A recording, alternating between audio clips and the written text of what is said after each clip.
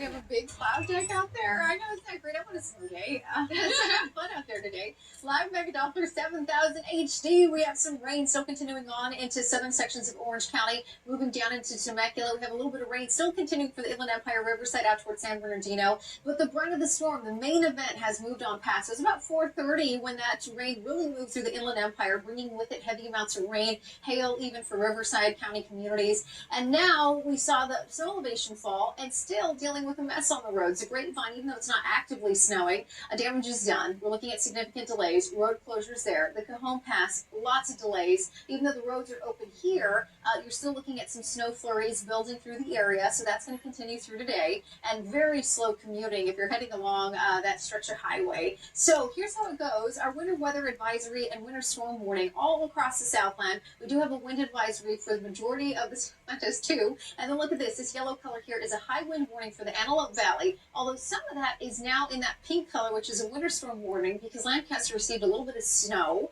Yep, early this morning, and some very strong gusty winds. Now we're waiting for the winds, and that's the bigger part of the story now for today. Even though we still have an opportunity for some thunderstorms, that's not out of the question. The bigger part of today will be how gusty it is, especially along the coast, even into the foothills. Some places that don't often see the very strong winds will experience some strong winds today. I know in Long Beach, you guys have to deal with palm fronds all over the place, so that'll be the case today.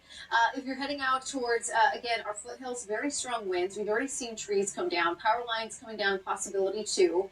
The high desert community is dealing with some of the strongest winds, and then this will continue through tonight, and then finally tomorrow morning, winds slowly start to quiet down, and then tomorrow afternoon we get back to normal, and then we wait for storm number 3. Let's talk about storm number 3, because this one's quite different. This is a big area of low pressure tapping into our atmospheric river, and what do we know about atmospheric rivers? They pack a lot of moisture, a lot of rainfall. It's a warmer air mass. Warmer air masses are not as dense, so water molecules can fit into a larger section of our atmosphere a little bit better.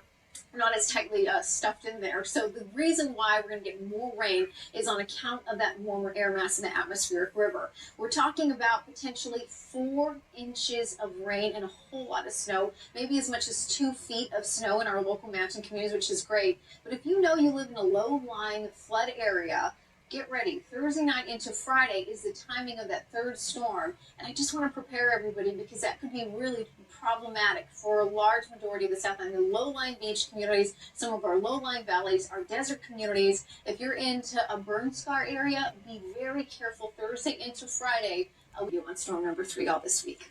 Okay?